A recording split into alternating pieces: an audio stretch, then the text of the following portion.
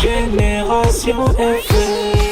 Generation FM. Après avoir financé la formation de 160 entraîneurs de basketball des ligues de Ziguinchor et de Sédhiou pour le diplôme d'initiateur, dont 85 filles, à travers le projet RECAFJE, l'ONG Right to Play a sponsorisé la première édition du tournoi de basketball féminin piloté par le président de la ligue de basketball de Ziguinchor. Ce tournoi, qui a vu la participation de 2 équipes de la région de Sédhiou, 4 équipes issues des départements de Bignona et d'Oussouye et 8 équipes du département de Ziguinchor, a joué sa finale au stadium Aline Sitoé Diatta le week-end dernier. Une finale qui a répondu à toutes les attentes selon Edouard Ndong, le général manager de l'ONG Right to Play. Je suis extrêmement satisfait de l'organisation, impressionné par la mobilisation, la qualité de jeu, parce que techniquement, franchement, c'est du haut niveau, le fair play et l'engouement aussi des gens qui sont venus supporter. Ce qu'on cherchait, c'est de faire du foot, du basket, du sport, mais aussi sensibiliser autour des thèmes qui sont l'égalité genre, l'accès au sport, les VBG, l'hygiène menstruelle, les violences, les viols, etc. Et on a pu faire tout ça. Donc je suis extrêmement satisfait et je remercie la Ligue régionale, M. Sidibé et toute son équipe, mais aussi le foot qui nous accompagne. Ils sont derrière.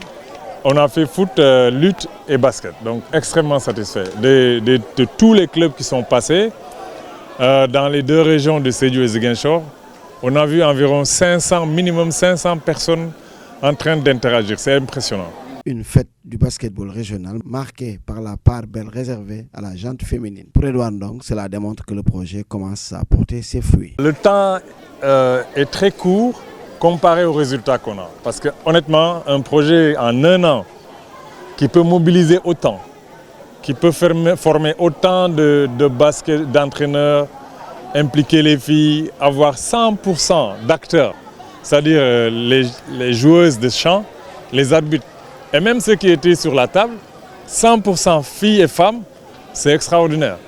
Alors c'est un très grand bond en avant au niveau de ce qu'on veut, c'est-à-dire qu'on mette les femmes et les filles à l'avant parce qu'ils ont les mêmes capacités que les hommes, la même qualité de jeu et même au niveau de l'arbitrage, impeccable. Donc je suis extrêmement satisfait en tant que responsable du programme et au nom de Right to Play et d'Affaires mondiales Canada de voir autant de résultats en si peu de temps. Mais ça ne me surprend pas, Ziguinchor, Sédhiou, le Sud est une zone de sport. Donc quelque part, je suis agréablement surpris. Et pour mieux renforcer les acquis, une 2e édition avec des innovations de taille est prévue dans les plus brefs délais. Je vais faire une 2e édition probablement en octobre là. Oui, parce que c'est un grand programme. Donc on est allé vite pour mobiliser, mais là on va prendre le temps de réaliser ça. Et il y aura le handisport. Donc le handisport y est compris dans ce que nous faisons parce qu'il y a l'inclusion.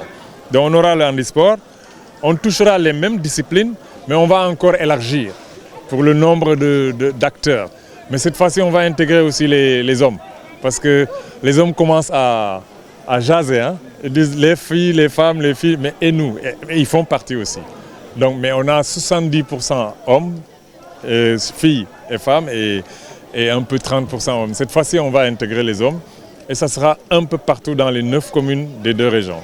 La première édition du tournoi de basketball féminin du projet de renforcement de capacité des jeunes filles par le sport et le jeu a été remportée par Larry Diouf Basketball Club 48-30 devant l'école de basket Adam Malik Diatta. Pour la petite finale, le CMT Basketball Club a laminé Ziguinchor Basketball Club sur le score sans appel de 69-13 en présence d'un nombreux public venu communier avec les férus du ballon orange des régions de Ziguinchor et de Sédhiou.